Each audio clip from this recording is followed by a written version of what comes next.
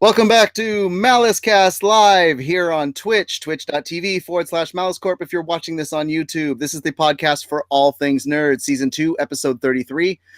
On tonight's cast, we're going to be talking about the Netflix Jessica Jones showrunner leaving for Warner Brothers.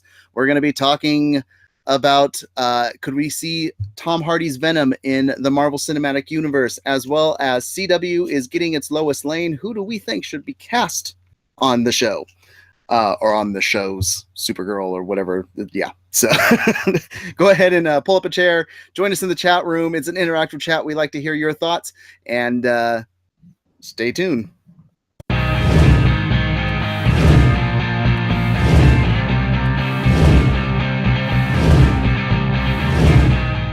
Hello to all the geek enthusiasts and nerd aficionados. Mess 5150 from Malice Corp here for another MaliceCast Live, Season 2, Episode 33. I'm back again. I won't be here next week, but I'm here this week. And we're here to talk all things nerd with you guys in the chat room. Thank you so much for joining us on the cast tonight. You have me hosting Mess 5150. Also along with me, you have IC Zorro. How goes it, sir? Fantastic. I got some ideas on the Lois Lane thing. Looking forward to that. Hopefully good ideas. Yeah, I would hope. not some, I don't know. Not normal ideas for me, yeah. No, I wasn't going to say that. I wasn't that mean.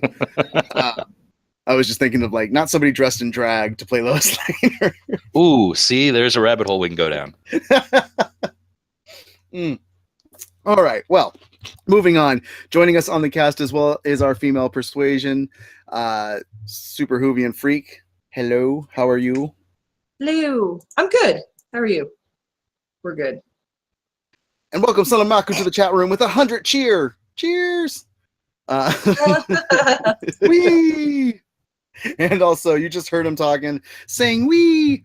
Masonic Vader joins us on the cast tonight. How goes it, sir? I am back, sir, with a more representation of a beard now. It's filling in nicely. I can now join the group. Did I cut you off there? Did I make you lose your train of thought? No. I am very happy with the fact that I now can join the group of beards. Ah, yes. No, it's you got some dirt on your face. Yeah. I hit that time in my life where things just start growing. There you go. Yay! Your voice dropped a couple octaves. Special time. Yes, it did. All right, let's move on. So we always like to start this podcast out with what we've been geeking out on. We like to know in the chat room what you guys have been geeking out on, what things have been keeping your nerdy fancy.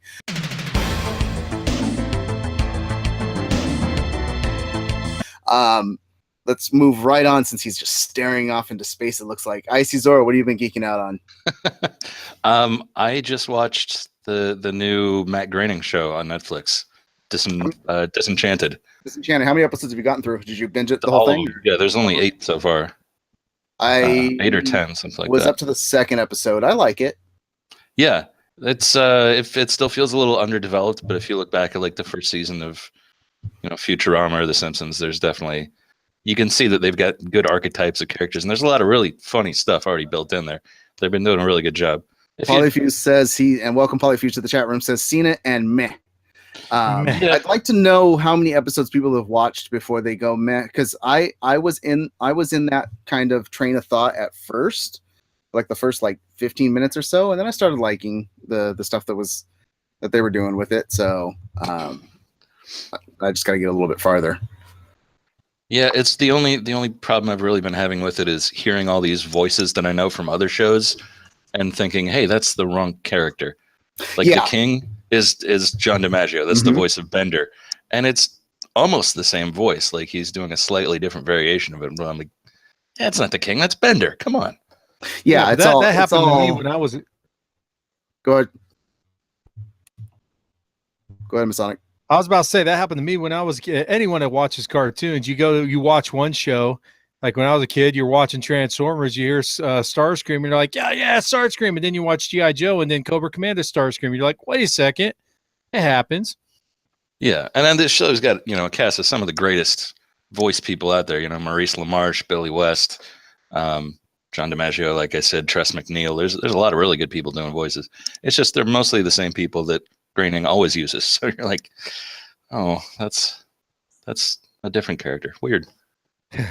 Yeah, Polyfuse in the chat says he got about halfway and was meh. I'm posing the questions. So Simpsons now or Disenchanted?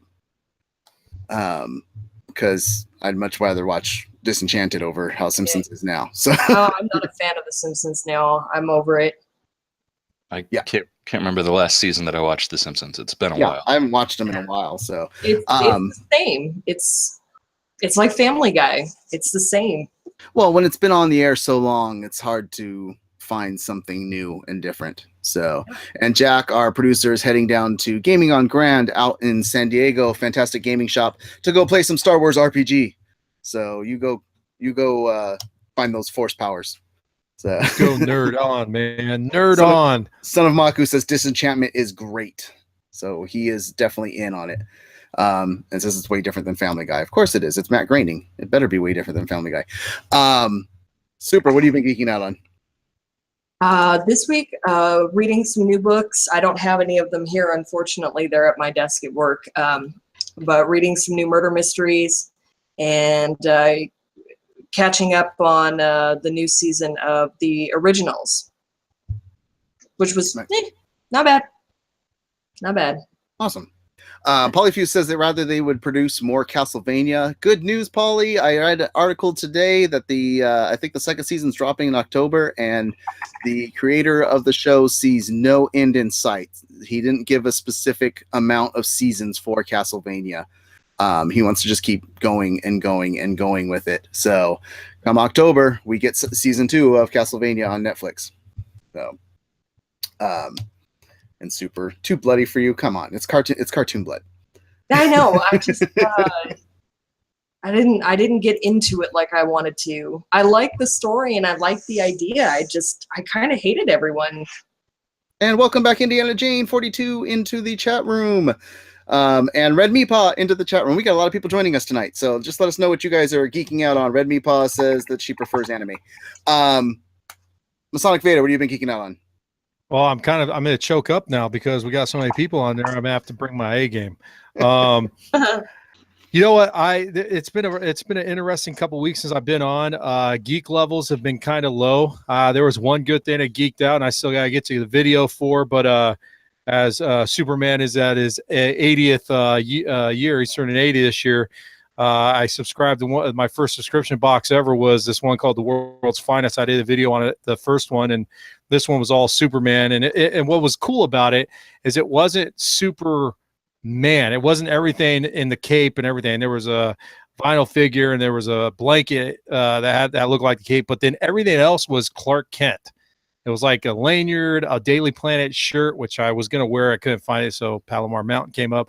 But it was all just Clark Kent, which was cool. So I guess that's my geek of the week right there, man. World's Finest. I'll get the video to you later. Yeah, and if you ever want to see that video, if it ever pops up, head over to our YouTube channel. If you're not watching this on YouTube right now, www.youtube.com/c/MaliceCorp. That's where we have all these things with extra effects for these podcasts pop up, but they're not live, and you don't get to chime in on the conversation live like you do here on Twitch. So you should come back for that instead. 5, 4, 3. Jack Malice is going to give me crap about Superman. 2. Well, no, it hasn't happened yet. He's slacking. Sweet. I think he may be driving. Stepped away. Yeah, that's right. I think Paulie's giving you crap about your beard. At least I think he was talking about you. He says, "Wow, even his beard looks depressed." I don't know who he's talking about. Could be any of us. Yeah, Polyfuse asked what the heck books are. I responded to it's what you use for fire starting, I believe. So I have a depressed beard. Yeah. You have to say Jack's name 3 times to make him pop up. There he is. There it is. There's the Superman. Hey, he's a minute late. Woo woo. Okay. Me geeking out wise, not much of anything. It's been just trying to get everything prepped for MaliceCast and Malice Corp to go over onto all the different interwebs. Catching up on a lot of old shows on Hulu, and nothing fantastic or specific. So let's just get right into the meat and potatoes of today's cast, which is going to be the nerd news that's been popping up on the internet over the last week.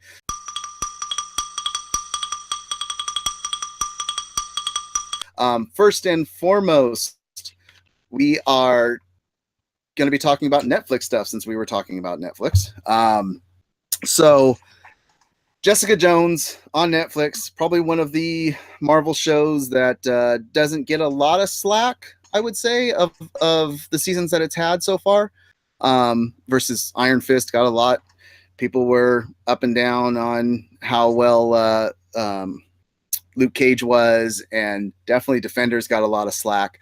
I think Jessica Jones is one of those ones that majority of the time people are like, they like all the seasons for it so far. But the showrunner for Jessica Jones has decided to jump ship, say goodbye to Jessica, not hello, Jessica. So, yes. Melissa Rosenberg, who has been the showrunner for the first 3 seasons of the show. Well, the 3rd season's coming. She's still the showrunner right now, but she is moving over to Warner Brothers Television to do new projects over there. Want to get your guys' thoughts. Do you think that kind of any of the Netflix Marvel TV shows need an infusion of new blood to run some of the stuff? Jessica Jones especially, does it need somebody else to kind of change up the pace, or is this a bad thing for it? I think Jessica Jones may just have needed a new writer more than anything. I was very disappointed with the way the 2nd season ended. It started off really good. I had really high hopes for it, and then it went down the crapper about 3 episodes before the finale, and I was just like, what just happened? How did we get from here to here? Okay. And what did they do with Trish? You know? Trish is going to become some sort of monster, obviously. Yeah. I think. Yeah. I think the problem there, you were saying that a lot of the other Marvel shows seem to get, take some crap, but I think that's because Jessica Jones, the 1st season was so stunningly good. Like the whole arc with Purple Man was amazing. I can definitely see what Super Saiyan towards the end of season 2 kind of dropped off a little bit. But I think that if that had been the 1st season, we would have been mostly okay with it. But the 1st season was so good. So good.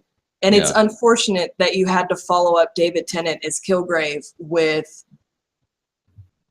I can't even tell you the name of the villain from season 2. That's how unmemorable he was to me. Wasn't it her mom? It was actually her mom was part of it, but it was that weird... Yeah, it was her mom. Yeah. You know what? It's Marvel on Netflix has gone into they came out of the gates with Daredevil, and then you got Jessica Jones, and then you got Luke Cage, and you're thinking nothing could go wrong. And then you brought out Iron Fist, and Iron Fist was extremely rough. You followed up with Defenders, which kind of brought it up a little bit. But yeah, Jessica Jones, I kind of agree with Super. Jessica Jones, there was definitely some spots of the series that I really did like the 2nd series, but the ending was a little different and odd. Kudos to her, though, for going to DC because of the simple fact that she did a great job for the first 3 seasons anyways, in a sense. So it'll be good for the channel as a whole, and I'd be interested in seeing what kind of projects they'll have her doing. Probably even, bringing forth some of probably the female characters from DC into the world, maybe redoing Catwoman and making it realistic, or something, bringing something to the DC channel, because I'm subscribed and I'm looking forward to it. Well, yeah. Go ahead. Well, that's one of the things in the article that I was really impressed to see her list of credits, because she's sort of a behind the scenes person, not somebody I'd really paid attention to before. Not only did she write and showrun this thing to, critical acclaim and such, but she also wrote on Dexter, Ally McBeal, The OC, Party of 5, Boston Public. Like those are all solid shows. Try not to hold it against her films. Yeah. Keep it television for now.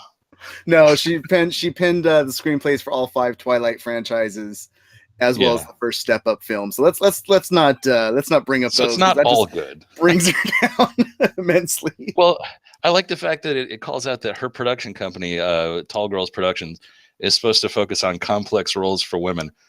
What happened in Twilight?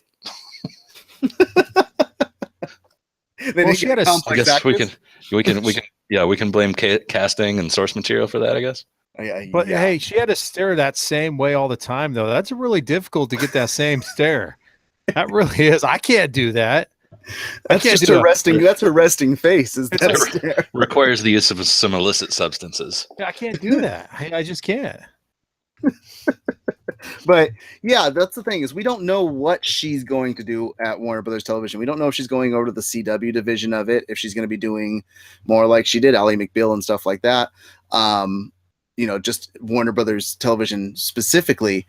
But you got to think it's going to be something that's going to help pick up regular television back up over Netflix. I mean, that's one of the things that's mentioned in the article that I found on this is a huge win for television networks outside of Netflix, because Netflix is stealing so much talent right now, and Netflix wanted her to stay on, but I guess there was a bidding war for her, and it's an 8-figure salary that she's going over to Warner Brothers for. So it seems like a good deal. Yeah, and I think we're going to be talking about something here rather quickly that might segue into it, but it's almost like incredible timing that she picks up with DC, and then we're going to be talking about something else that they're going to be doing. Maybe this is going to be all associated with, and maybe what the groundwork for what she's going to be doing. Well, I like how you tried to give a little buffer there, but I'm going to swing this one other way first, and that's that's Warner Brothers is swinging for the fences. It seems like they're starting to get their stuff together, all their DC stuff, and DC Universe came out with their news of things that they're going to do. And one of them for the streaming service is they're going to have a daily news show. And the very first episode of it is going to be kicked off by Kevin Smith, and then they're going to rotate cast members on there and stuff. But it's going to be bringing minds from DC into the fold to talk and give special insights and things and everything like that. I mean, is that something that you got Warner Brothers pulling people from Netflix over to run shows now? Now they're doing what's called DC Daily, which is their news show. They took our jobs. Yeah. So is it pushing a lot more to get those people to actually spend that $8 a month and come over for the streaming service? I mean, is that something that kicks your interest into the DC Universe a little bit more, the streaming service? Really depends on what the format's going to be. Are they going to be doing a daily style or daily show style thing? Are they going to be doing straight nerd news? Is it going to be That's funny? What it sounds like. It's DC. Is it going to be like G4 Attack of the Show kind of thing? No, because it sounds like it's DC centric nerd news that they're going to be focusing on. The way that they said that it's going to come about is that they're going to release the content to YouTube, but extra content will be held to just the subscribers. So they'll get like a more minimized episode. But I'm really curious about the type of talent that they could bring on to run this. If you've got Kevin Smith coming to do your first show, create your first preview show, I think that's pretty outstanding talent to go. We want you to run our first thing and make people. I can only think of one other show where Kevin Smith directed the first, like the pilot. Well, he's not directing it. He's hosting the first episode. Yeah, sure. I think it's great that they're doing it, because I think it's going to work all in. And we've been honest on the show. DC's taken their punches over the last 3 or 4 years with some of the movies that have come out and everything. They've had really high. They've had really good ones, and then they've had ones that have fallen short. So they're announcing this channel, and what's a good way to do it right after, hopefully Aquaman comes out and gets the ball rolling. You got Shazam following it right after that. It'll fall in right into that play that hopefully it'll build things back up and get themselves, I don't want to say competing with Marvel, because Marvel's way ahead of them in so many facets, but at least get their name back into the good graces, so it rolls off your tongue nicely versus crap. Yeah. But this is just the television side of things. I mean, and to put on top of that for the television side of things, you're bringing over this big talent to work with Warner Brother Television. You're adding in a daily news show for your streaming service. On top of that, more things are starting to come out with what they're doing with these new shows. You know, we saw the trailer for the Titans show, which people were up and down on whether that was good or not. But the other big one that came with it is that Doom Patrol, which is a fantastic comic storyline. It's a little, you know, more of that out there type of story, where when Guardians of the Galaxy was first announced, people were like, what, who, what, you know, like, what you're going to do characters of this in a movie? Doom Patrol, I think, has that same type of feel for DC, where it's like characters that you're like, really, you're going to do a show on them? But they announced that Brendan Fraser is cast for it, that he's going to be playing a character on it. I haven't seen much with him lately. What's he been doing? He got away from the industry because he hated all the politics of Hollywood in the industry. So this is kind of interesting that they're able to bring him back in for this. Huh. So, and I know I mentioned the movies earlier, and this is separate. This is television. I get that, but it's still DC as a whole. And I think this is their one way to try to fight back or get back into the mix, because right now they're getting dominated in the movies, and they are technically getting dominated in the television with all the Marvel shows that are through Netflix. So I think the Arrowverse was doing fine, but from what I haven't kept up with this season, but from watching the shows and listening to you guys, it sounds like the Arrowverse has kind of tripped up over this last year or so, and Netflix has been picking up a little bit. Verse, all of them. That's how they call it now. They call it the Arrowverse. They call it the Arrowverse. They do call it the Arrowverse. But Flash ended very strong. Legends of Tomorrow season 3 was amazing and sets to kick off very strongly with Constantine being brought in. And Supergirl, actually, I think season 4 is going to get pretty good. Dragged a little bit with the World Killers. I was kind of just like, oh, come on, like season 3, just like. And then all of a sudden they brought in her mom. They brought in Survivors of Krypton. They're bringing in new talent for season 4. They're bringing in Lois Lane. I'm like, so yeah, Arrow season 6 can, as far as I'm concerned, but the rest of them were solid. Yeah, and they've now moved on in the chat room from being the WoW chat, World of Warcraft chat, to actually talking about the stuff that we're talking about. Some of the comments in here, Polyfuse, after binge watching Iron Fist the night it came out, found it very hard not to drench himself in gasoline and light a match. But that would have been too emo. Sonamaku says, if you read the comics, DC is king still. So, and I agree with that. Sonamaku also says Brendan Mummy slaying Fraser. See, I think he left the industry because of that one weird gif of him clapping at the Oscars where he was like... No, he actually came out in an interview talking about that the politics of the industry are just ridiculous on stuff, and said that he doesn't want to deal with it anymore, and that's why he stepped away. But I think that, okay, he's not the greatest actor in the world. It's Brendan Fraser, right. But I do like his stints when he pops up on television. I loved the episodes that he was in of Scrubs. So I like this mixture of getting him back on the small screen and getting him into anything, because he's better than a lot of actors that are out there. He's Mr. Likeable. That's what I always call Brendan Fraser, Mr. Likeable. He's goofy. He has that kind of charm about him, and he kind of just throws himself into the role and does whatever. He did that weird monkey. What was that monkey movie that he did in hell? What was that called? I know what you're talking about. Yeah. It was a terrible movie. Absolutely. It was like partially animated. Indiana James making some great comments in the chat room. It's the only Egyptian themed movie I actually will like, which is Mummy. Yes, assuming. The Mummy, fantastic. And also said, I'm sorry, Monkey Bones to the jungle. That's acting. Monkey Bones. That's it. God, Monkey Bones was a horrible movie. Bedazzled was good for Elizabeth Hurley. Oh yeah, so let's throw this out here. Are we ready? Because we'll get we'll just get the plug in and get it out of the way. Brendan Fraser's acting career. Oh, don't do it. Versus Nicolas Cage. Of course, that one's good. I feel like Brendan Fraser is more selective in his roles. I don't know, man. I don't know. I think Brendan Fraser wins just because he got to make out with Elizabeth Hurley and Nick Cage never did. No, I can't give. No matter how much we bash on Nicolas Cage at times. I can't give Brendan Fraser as a better actor over Nicolas Cage. I didn't Nicolas say Cage he wins legitimately because has an he was Oscar. a better actor. I said he wins because he got to make out with Elizabeth Hurley. That's fair. Okay. I concur. That's actually that's up there a little bit. Yeah. But didn't Nick Cage get to make out with Elizabeth Shue? I don't Yeah. know. Well, Ask did Mark. they make out when he won the Oscar? I don't remember. I know she's in the movie. I don't know. with him. I never actually saw that movie.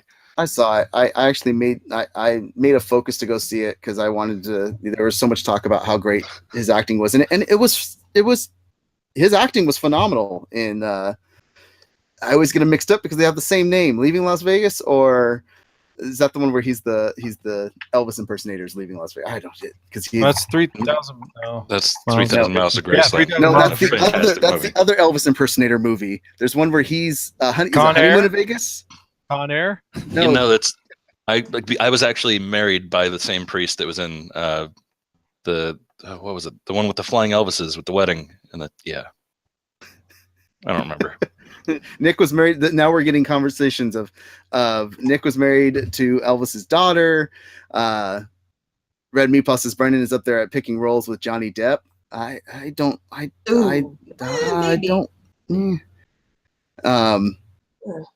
Didn't he do Yeah. like the Looney Tunes one with what's her name? Yes, the Brendan, sequel. yes, he did. He did. Yeah. Sequel. That movie wasn't bad. It was fun. But let's look at what are some of the movies that Brendan Fraser has starred in. He's generally just a big dumb moron in the movies. Yes, he is. know, in Blast from the Past, he's a kid who thinks he's living in the 50s. In Encino Man, he's literally a caveman.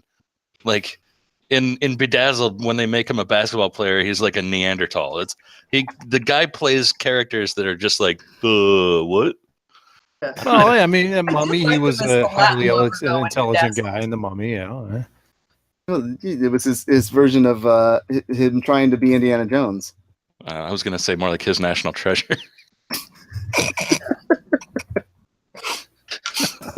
Which I'll give Was that one to really Nick good. Cage on that You know, one. he's Minka with Rachel Weisz in that one. She's worth looking at. So, Although the but Mummy yeah. did lead to the Scorpion King, and now we have the Rock. So thank you, Brendan Fraser.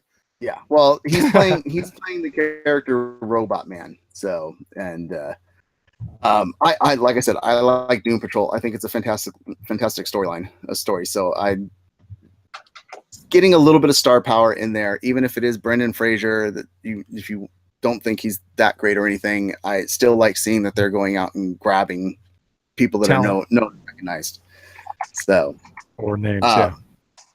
But yeah, you guys brought up CW and how the CW network's doing and stuff like that. So let's move on to the next major topic of discussion today.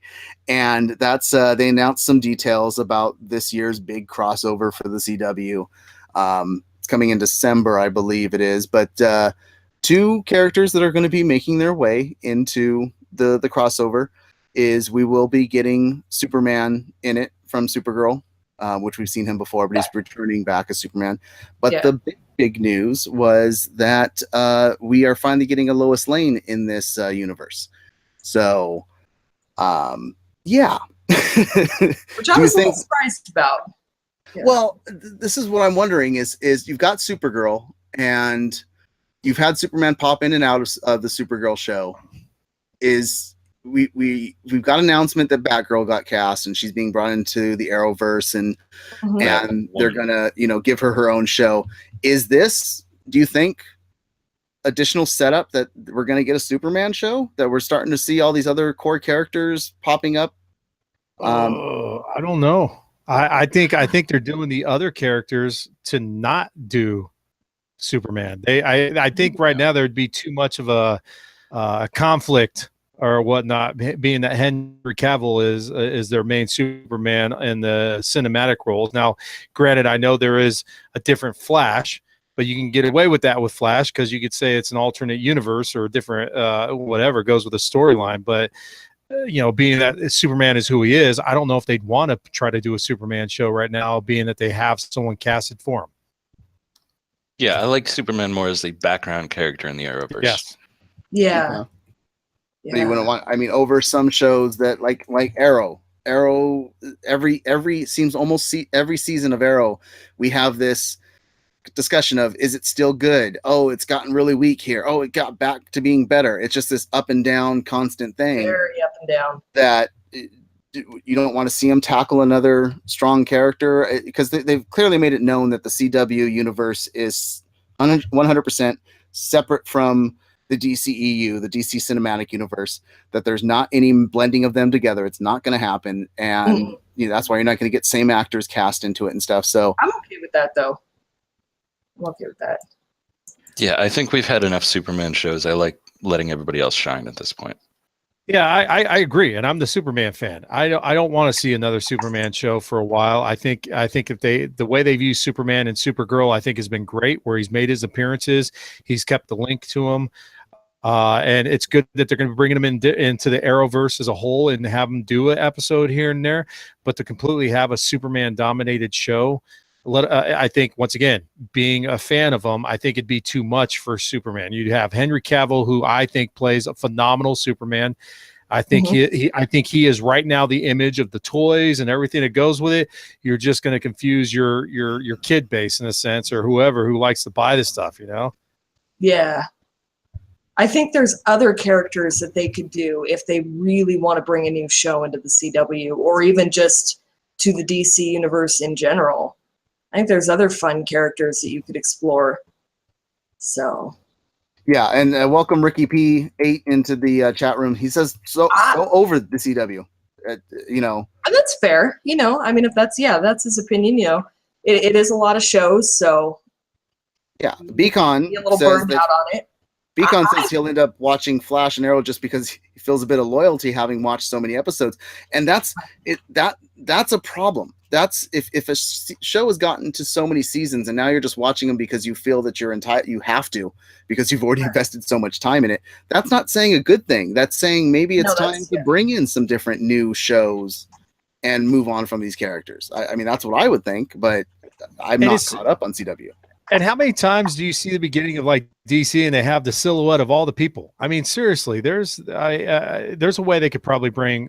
They brought Hawkman and Hawkgirl out. There's a way they could probably bring those back into the fore in a sense. But there's Plastic Man. There's a lot of big name, like, I don't want to call them sub characters, but they're definitely the characters that you could either plug into the show or even get to a point where you can put them on their own show and not intertwine with Justice League or everything they're doing in the cinematic universe right now. Yeah, but I mean, case in point, let's talk about a show that was getting tons and tons of dislike, and recently, because they went and reinfused new stuff, it made it better. It's something that we talk about on Monday nights, but Fear the Walking Dead, they went and completely rehashed and said, we're killing people off, and we're bringing in new writers and new breath of fresh air to make this show better. And the show has gotten better. And that's what I'm starting to see with CW, is that it's time to start potentially bringing in new writers or something to reinvigorate some of these shows, or just move on. Sure, new writers are good, but I think what makes Arrow the whole CW is the fact that they base it off of the first one being the Arrow. All right, when you think of Justice League, you don't think of the Green Arrow as your number one guy, but he's in the Justice League in a sense. You think about him; he's not one of your top superheroes, but he's known, and he started the whole universe off of that one character. And then they've been able to add the other characters that people know but don't dominate the universe. And that's where I'm saying, like, I think they could continue doing what they're doing. Obviously, if they want to bring in new writers, but don't trip in and bring in the big names. Keep it like almost like Justice League 2 or something. Like when the regular Justice League is gone, these guys step in, I mean, I would be interested to see a Martian Manhunter spinoff. I think he's a phenomenal character. I was just going to say that. I would love a spinoff of John's before he became down here on Earth. I want to see him on Mars and the Martian war with I almost called them the White Walkers, with the White Martian and the Green Martians. But get that same actor. Just do a little spin-off show. It doesn't need to be extensive. It doesn't need to be 8 seasons long. Just give us some Martian, because he's one of the best things about Supergirl, and they don't utilize him enough. Yeah.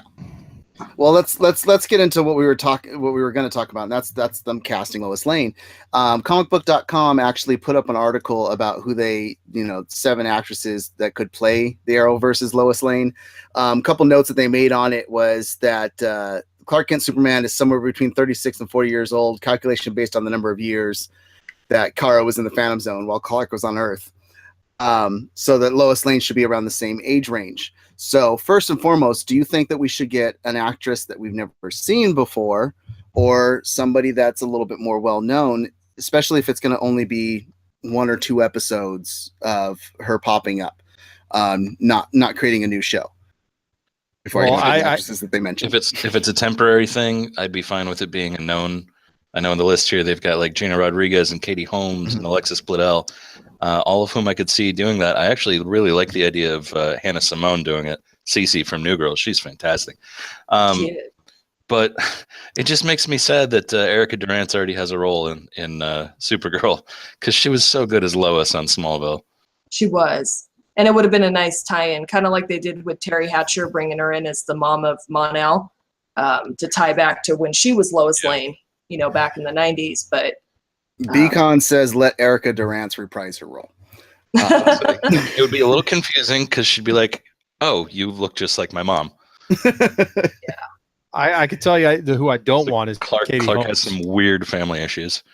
Yeah, I looked at that list. I wouldn't want Katie Holmes on there. Yeah, they put Katie Holmes on the list. But you also saw the list was all like ex-CW or current CW actresses. A lot of them had some kind of roles. Gina Rodriguez was ex-CW. So was Bethany Joy. She was on One Tree Hill.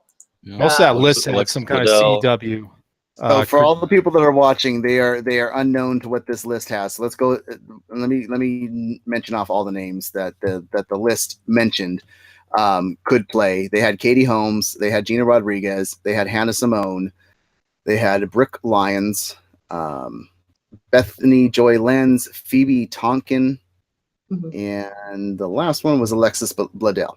So now doesn't the second one, because I don't know all the actresses, but doesn't she play like Jane the Virgin or something like that? Yes, she does. Yes. That series is still going, so that probably wouldn't be one of the picks. It's on its last season. I don't see her jumping that though, and immediately jumping. I don't see her doing the duel. I personally like Phoebe Tonkin. I liked her in the original. She's got a real strong personality. She could hold up well with the cast, and she's not a bad actress. But I don't know. I think go outside the CW. Like you said, these are all people that have been on the CW, WB, whatever it was before, and just and to points that you've made. So Beacon says CWWB tends to reuse across all the time. Son of Maku. These are 2 points where I'm going to say that it's going to be tough to do these. One, Hannah Simone. She is doing the reboot of Greatest American Hero. So she's already tied up. No, she was. I think they put that on hold or canceled it already. Yeah. Oh, okay. And isn't Alexis on The Handmaid's Tale, or is she not on that anymore? She is. She is. Yeah. And then But Son they of just Maku recently says sent her out of- let Olivia Cook be Lois.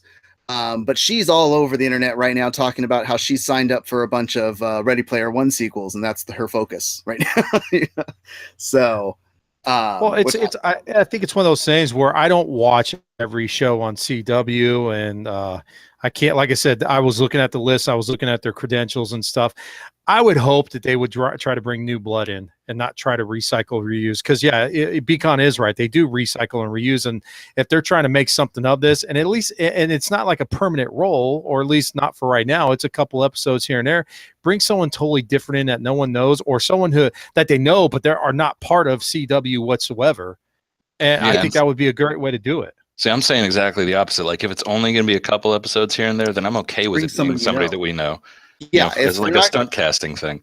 But if it's going to be an overall story arc, then yes, I want it to be somebody I don't know. Yeah, so that's that. I'm on board with you, Zorro. I think that if this isn't something where they're trying to set up a spinoff to have a Superman show itself, then yeah, it's the crossover event. It's a huge thing. This is the first time that we get Lois Lane, but every year CW pushes the factor that the crossover event's coming, and it's going to be bigger than ever before, and all this stuff. So if you're pushing something as that big, bring in somebody that people recognize, that they'll be like, oh, that's awesome. Or, if it's something that you're setting up for a potential spin-off series, get that new face that people haven't seen before. Or maybe if they have seen her, they're not as big and well known. Mm-hmm. But did you guys have any other ideas outside of the little list that we saw that you think should play Lois? Let's see. Megan Fox. No, God, no. Absolutely not. You should. It was the first dark hair, blue eyes I could think of. Dye hair. Yeah, that's true. Ricky P says, let's make another musical crossover. That's what we need. He also says Brendan Fraser. I know a lot of you probably didn't watch the show Rise with Josh Radnor. I don't know the name of the actress that was on the show, but she is one of the people that played in the play. She played the girl in the part of Spring Awakening who was, whose father took advantage of her. And that actress was phenomenal. I don't know her name, but she was phenomenal. And I could is see a great her. source. Yeah, if anybody in the chat room wants to look that up for us and tell us. Yeah. You can look it up on IMDb. So there's someone from outside the CW, not a very well-known actress as of right now that I know of, but I thought she was phenomenal. Okay. What about what's her name that they try to roll out as Wonder Woman for the television series and that got shot down? I can't think of her name. Lecky? She's there over you on, go. She's solid too. I like her as an actress also. Actually, I wouldn't mind her as a Lois. But she's already part of the Marvel universe. She was on Agents of S.H.I.E.L.D. as Bobby for 4 years. Yeah, but she's not on it anymore. She's not on there anymore. She's over on Orville. Okay. Yeah, I would totally. She would be a good Lois Lane. She's got the looks, but she also has the personality for it as well, which people forget. Lois Lane, played by Margot Kidder in the original movies, was exactly what you needed as far as Lois Lane, where she was a great reporter, but she also had no problem getting into trouble and punching people and all that good stuff. I love Super Son of Maku's comment in the chat room. How about we let Barry Allen mess with the timeline and Candace Patton can play Lois and Iris? Win, win, win. No, it wouldn't be Iris though. I mean, it would be. I mean, she would clearly be like an alternate universe or something. Oh yeah, of course. So, that'd be pretty funny. So, if you guys have thoughts for who should play Lois Lane, I'm sure they've already got this. I mean, it comes out in December, so you've got to be. They're probably keeping it secret. Yeah, I've got two more ideas for Lois. All right. Oh, Minka Kelly and Alexandra Daddario. Oh yeah. Alexandra Daddario would be pretty rad. And I'd have to look up both those character actresses because I don't know those names. Totally lost. Did you watch True Detective? I have it on DVD. I haven't watched it yet. Okay, never mind. I bought it during Black Friday because it was super cheap and I knew it was a really good show. So, but I'll check it out because you told me to watch it. And if you guys haven't watched it, only the first season. Okay, I will check it out. And here's the obligatory. Check us out type of thing.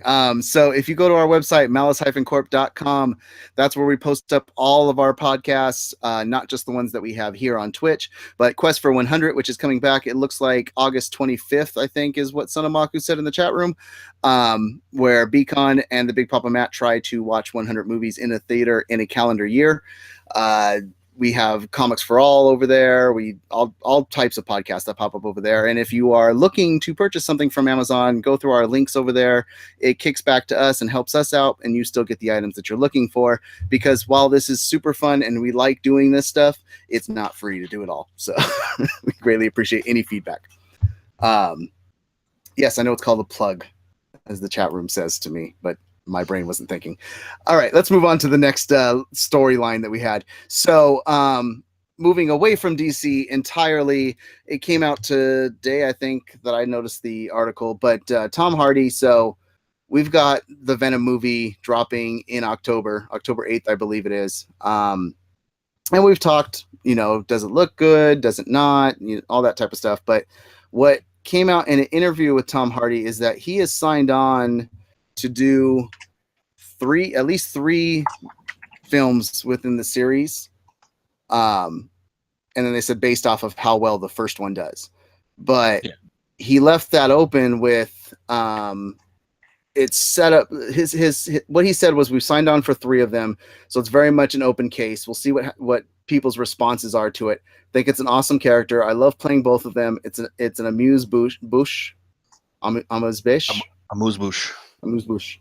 And for Sony, it's the Venomverse, launched in isolation, as it were. We are all prepped for it to be a standalone universe. So whatever Sony wants to attach to it at a later date, it's a fulcrum piece. But let's see what happens when it lands. That's a little cocky. Really? Yeah. It's a standalone universe, huh? No, that's just called a movie. and let's be perfectly frank, man. People are going to want to see Venom go against Spider-Man. They're going to want to see Venom in the Dark Avengers. They're not going to want to see Venom by himself every single movie. And I saw that as well, and I feel that was a lot of cockiness coming out, especially if this first movie does not give them the snap they're looking for, I guess. Yeah, and we've kind of talked about this movie before. Like, I feel like it's going to be worth seeing it just because Tom Hardy's in it. He's a solid friggin' actor. So I'd like to think he wouldn't have signed up for some piece of crap, but we don't know until it's out. Yeah, I mean, you don't know until it's out, but Indiana Jane says I'm pretty good with Tom Hardy doing pretty much anything, but I may be biased. And Ricky said his comment's very interesting. The movies gave me the whim whams, and not in a good way. Whatever. Sanamaku says I don't think it's cocky. I just think he's excited for it. I can see that because in the panel at San Diego Comic-Con, he seemed excited for it, but at the same time, the same article mentions that he's talking about, just like Brendan Fraser, he's talking about retiring from acting. And now he's got 3 films that he's signed up for if they do well. But do you think we could see Tom Hardy's Venom in the MCU, or do you think Sony is going to finish out their deal of Spider-Man with the MCU and having this Venom property be its own universe? He's not ever going to cross lines with them. They're not going to put a deal together to bring. Is it what they have left?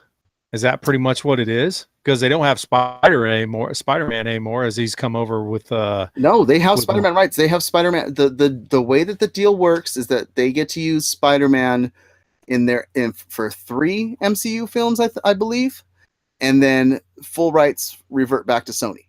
Well, then they've already used him for 3 full movies. Oh. So 3 Spider-Man movies in a sense. So they're working on the second one right now.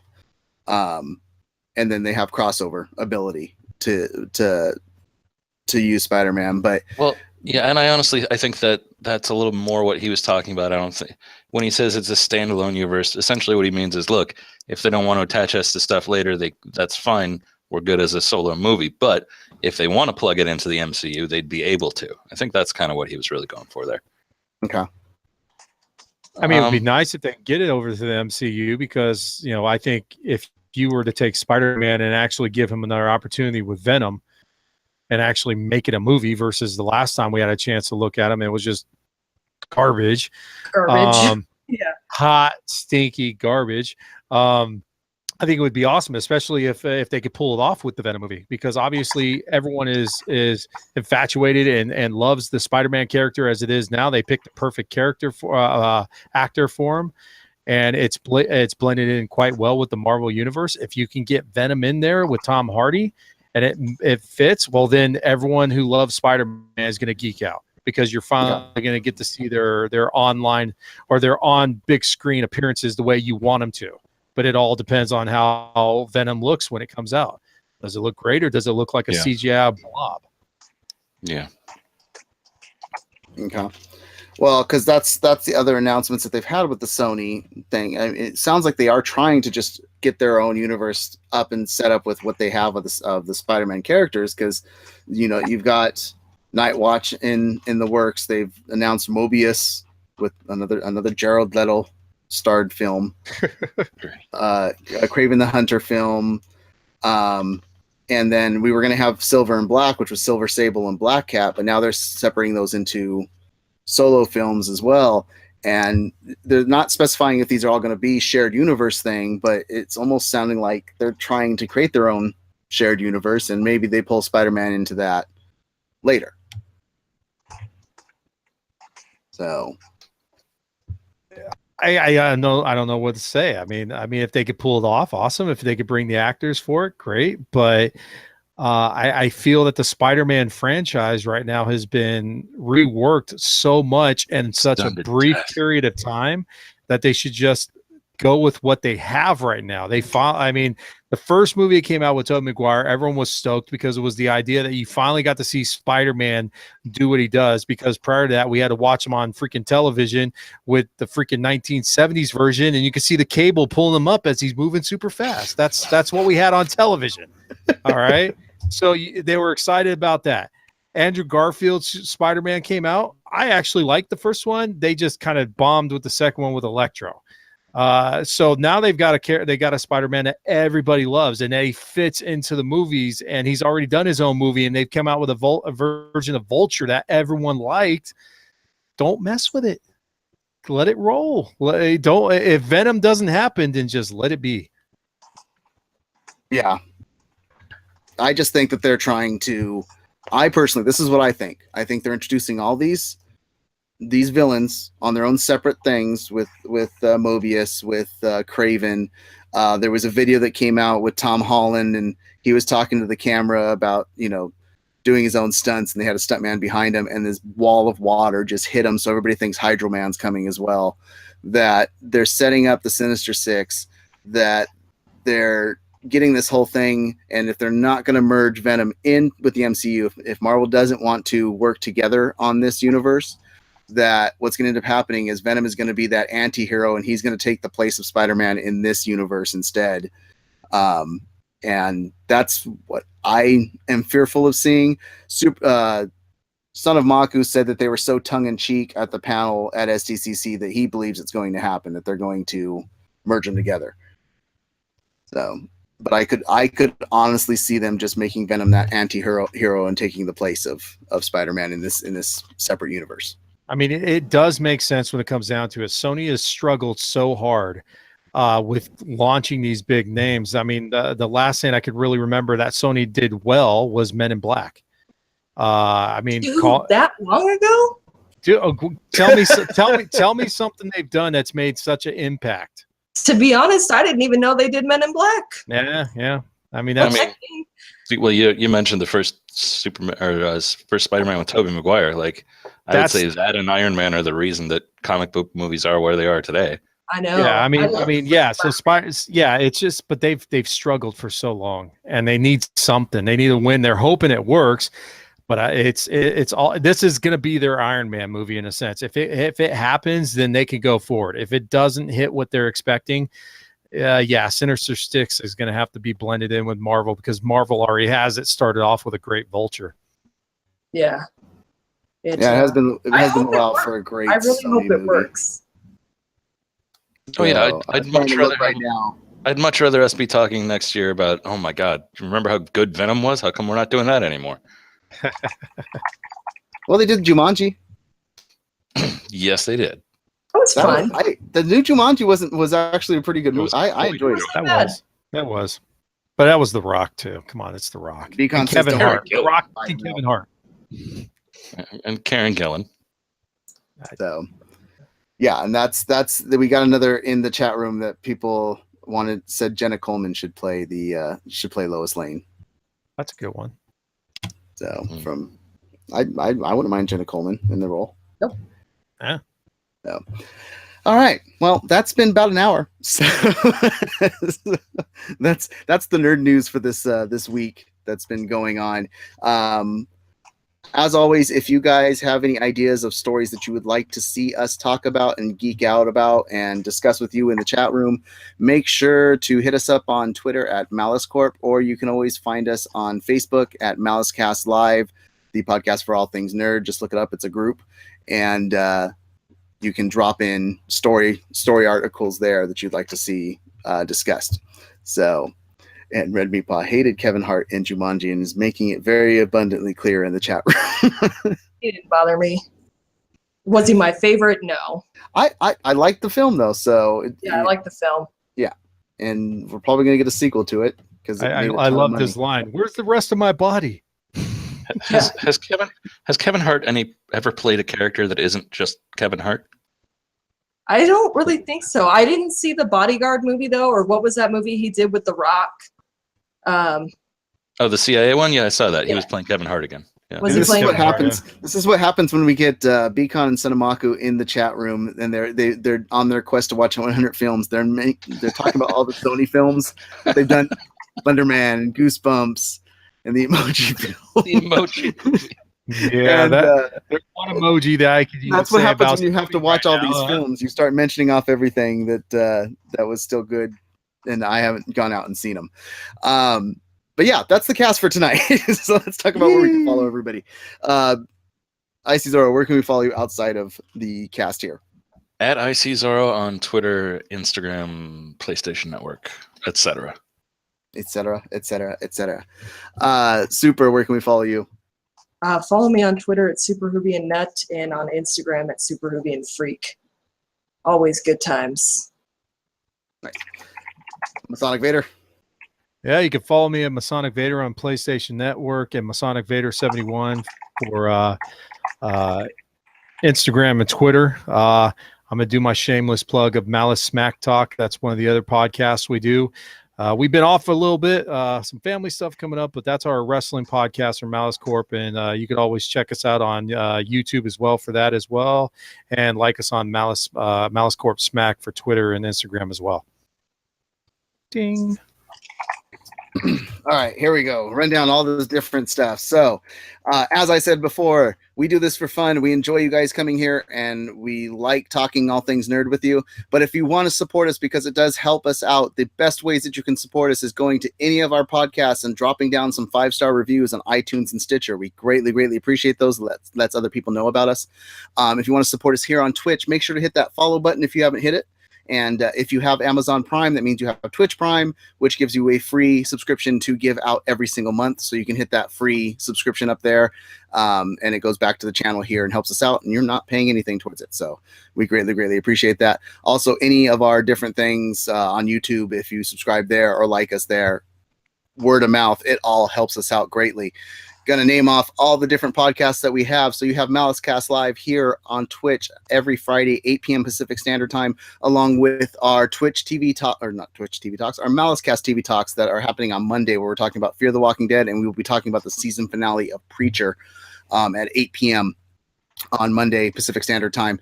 We also have Quest for 100, our movie podcast at Quest for Movies on Twitter. We have Nerd Mosh Pit with Nick, Kenny, and the Big Papa Matt, talking about all things nerd, just without a restriction on language, at Nerd Mosh Pit on Twitter. You also have Malice Corp Smack Talk, as Masonic Vader was telling you about. And we have Comics for All, which is on Twitter at All for Comics. All this great content is on Stitcher and iTunes to look up. You can follow me on Twitter at Mest_MaliceCorp. You can follow our producer, Jack Malice, on Twitter at Jack_Malice. You can follow this entire cast on Twitter at MaliceCast. And lastly, if you want to follow me anywhere else outside of here, you can follow me on my personal vlog at Geek Guidepost on YouTube. Thank you so much for coming out. Thank you for listening to my little ramble. And you guys keep nerding on, and we will see you guys next week. Peace. Carry on.